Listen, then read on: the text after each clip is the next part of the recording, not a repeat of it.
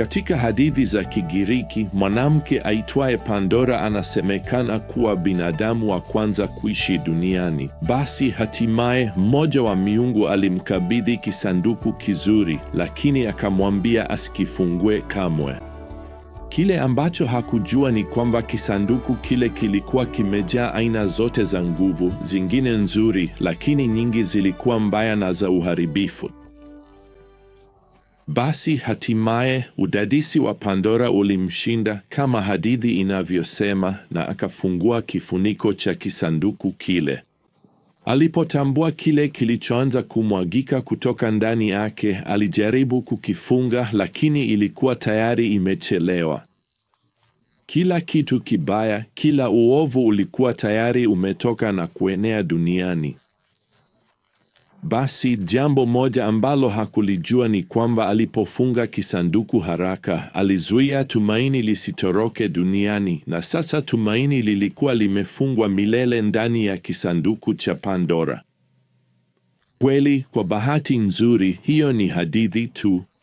Hata hivyo, inawaonyesha wanadamu, sivyo, na ukosefu tulionao wa tumaini la kudumu kama jamii ya wanadamu. Watu leo wanatangatanga bila matumaini. Wao ni watumwa wa dhambi na uovu bila tumaini. Wao ni wagonjwa bila matumaini na wanakufa bila tumaini. Hawajatimizwa na wanaishi katika kukata tamaa. Kweli, habari njema ni na hii, mpendwa, sio hadithi. Kuna tumaini. Kuna tiba ya dhambi katika mpango rahisi kabisa wa Mungu wa wokovu kupitia kwa Yesu Kristo. Sasa shida ni kwamba wanadamu wenye dhambi hawataki uhuru ndani ya Kristo. Wanataka uhuru kutoka kwa Kristo. Hawataki kuwa na uhusiano wowote na Mungu mtakatifu, lakini kumwacha Mungu. Paulo anatufahamisha hapa katika barua hii kwa waumini wa Roma ni kuachwa na Mungu, na kwa kweli kuachwa kutangatanga maishani. Na niambie, mtu anayemwacha Mungu atapata kila kitu maishani isipokuwa tumaini. Sasa hapa katika Warumi 1:24, Paulo anatufahamisha kwamba Mungu anawaacha wanadamu wasioamini waingie katika uchafu wa kimaadili, yaani dhambi za kingono na ibada ya sanamu. Aya ya 26 inasema kwamba Mungu anawaacha wasioamini si tu kwenye uchafu wa kimaadili sasa, bali pia kwenye upotovu wa kimaadili, na hii inajumuisha upotovu wa jinsia moja ambao ni upotovu kamili. Hii ni kinyume na mpangilio wa uumbaji wa Mungu. Sasa kwa leo tunafika kwenye aya ya 28 ambapo Paulo anaongeza hapa, na kwa kuwa hawakupenda kumtambua Mungu, Mungu aliwaacha wafuate akili zao mbovu ili watende yasiyofaa. Kwa hiyo ukifuatilia mfululizo huu, mioyo yao iliharibika, miili yao iliharibika, na sasa akili zao, michakato yao ya kufikiri, uwezo wao wa kufanya maamuzi umeharibika kabisa. Na ni nini hasa akili iliyoharibika inawaza kufanya? Vema, katika mistari inayofuata hapa, Paulo ataorodhesha dhambi 21. Na napenda kusema juu ya orodha hii hapa, Wakristo wanaweza kuwa na hatia ya kufanya dhambi hizi pia, lakini tofauti ni kwamba Mkristo anaweza kujikwaa hadi hapa, lakini hawataki kuishi hapa. Wasioamini wanataka kuzifanya dhambi hizi kuwa njia yao ya maisha. Wanataka kuishi hapa. Vema, Paulo anaanza orodha hii hapa katika mstari wa 29 kwa neno udhalimu. Sasa hii kwa kweli ni kitu chochote ambacho ni kinyume cha tabia ya haki ya Mungu. Paulo anaongeza sasa neno uovu. Hili ni neno bainifu ambalo linaweza kufafanuliwa kuwa linalolenga kabisa ufisadi. Hiyo ni wao ni wafisadi kwa kila kusudi na kwa kila njia. Paulo anaongeza tena tamaa, na tamaa ni kutamani kile usicho nacho.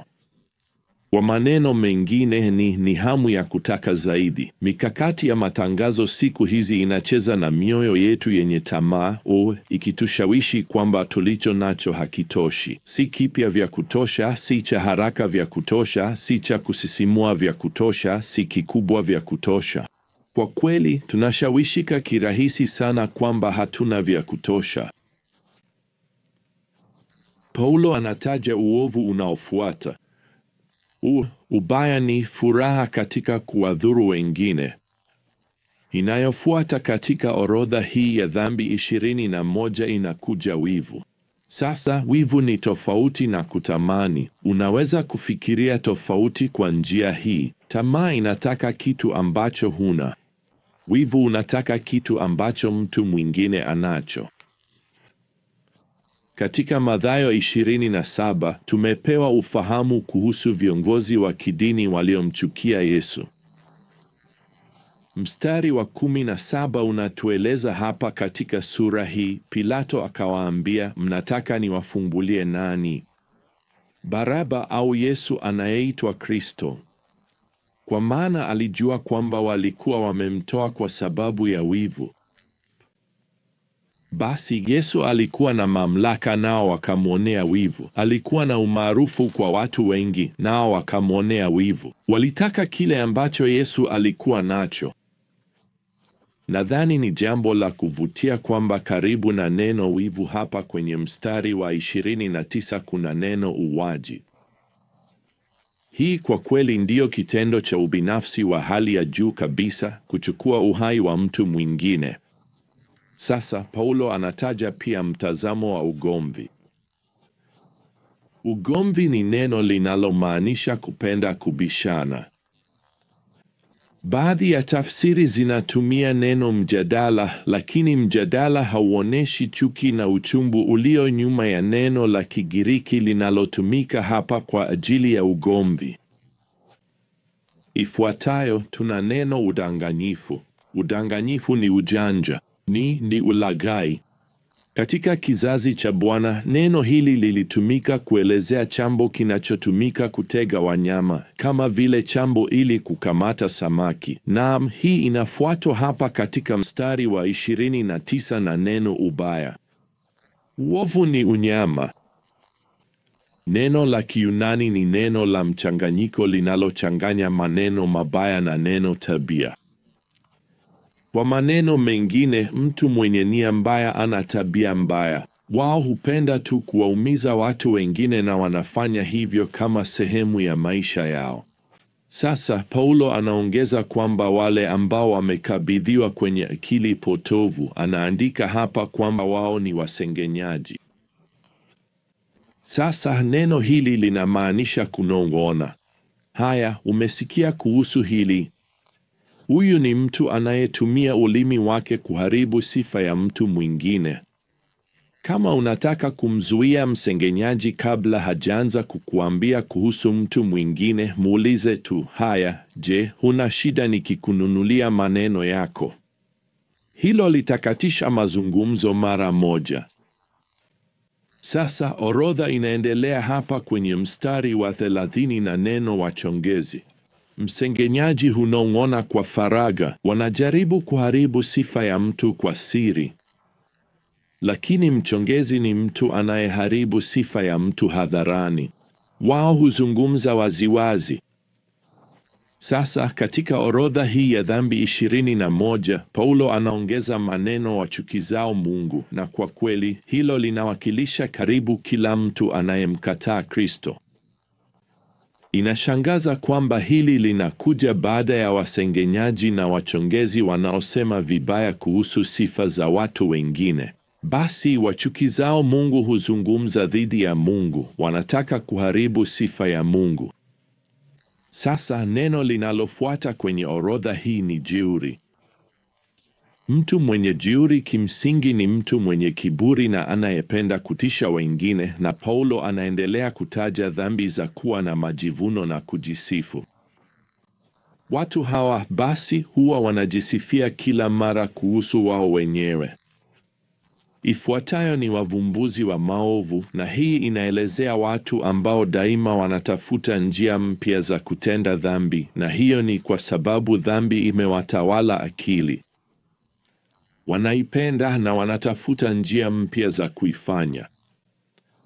Sasa orodha ya dhambi inaishia hapa kwenye mstari wa 30 na 31 kwa kusema: wasiowatii wazazi, wapumbavu, wasio na imani, wasio na huruma, wakatili. Orodha hii inahusu watu wanaopuuza amri za Mungu, wanagoma kutii mamlaka yoyote katika maisha yao, wanaona kana kwamba wao wenyewe ni miungu. Wanawaona watu wote waliowazunguka kama vyombo vya kutumiwa au labda kitu au mtu wa kuepukwa.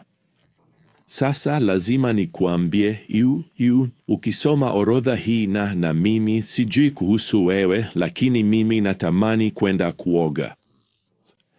Ni orodha ya kukatisha tamaa.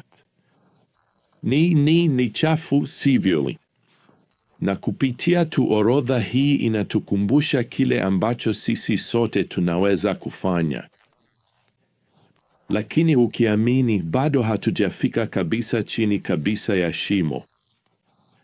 Hatua ya mwisho kabisa ya kushuka chini katika uasi dhidi ya Mungu imeelezwa hapa sasa kwenye mstari wa 32. Ingawa wanajua amri ya haki ya Mungu, kwamba wale wanaofanya mambo kama haya wanastahili kufa, hawafanyi tu mambo hayo, bali pia wanawapongeza wale wanaoyafanya. Kwa hiyo, fuatilia mfululizo huu wa uasi dhidi ya Mungu muumba wetu. Ulianza kwa kuhalalisha dhambi, kisha kukubali dhambi, kisha kuidhinisha dhambi, na hatimaye kushangilia dhambi. Uozo wa jamii yoyote unaweza kuonekana katika kile wanachoshangilia, na niwaambie, dunia yetu leo inawapigia makofi watu waovu. Tunapaswa kusikiliza onyo kutoka kwa nabii Isaya aliyesema, ole wao wanaoita mabaya mema na mema mabaya. Isaya sura ya 5 mstari wa 20. Hii kushangilia, hii kupigia makofi dhambi kunazidisha tu hatari, wapendwa. Huenda maisha ya mtu yakawa ya kujiangamiza kwa sababu ya dhambi, lakini makofi kutoka kwa ulimwengu yanawapotosha kufikiri kwamba wako sawa mbele za Mungu. Ukweli ni kwamba wako katika matatizo makubwa sana na Mungu. Unaona, kwa njia halisi, sanduku la Pandora lilifunguliwa katika bustani ya Edeni kwa uasi wa Adamu na Hawa. Lakini ngoja nikuambie, kuna matumaini. Hiyo ilitoroka pia kwa kusema, tumaini linapatikana kwa Yesu Kristo. Kupitia Kristo, kuna njia ya kuepuka kushuka huku kwa dhambi. Biblia inasema mshahara wa dhambi ni mauti, bali karama ya Mungu ni uzima wa milele katika Kristo Yesu Bwana wetu. Tumaini letu linapatikana kwake. Vema, hadi safari yetu inayofuata, wapendwa, neema ya Bwana Yesu Kristo na upendo wa Mungu na ushirika wa Roho Mtakatifu ukae nanyi nyote. Amina.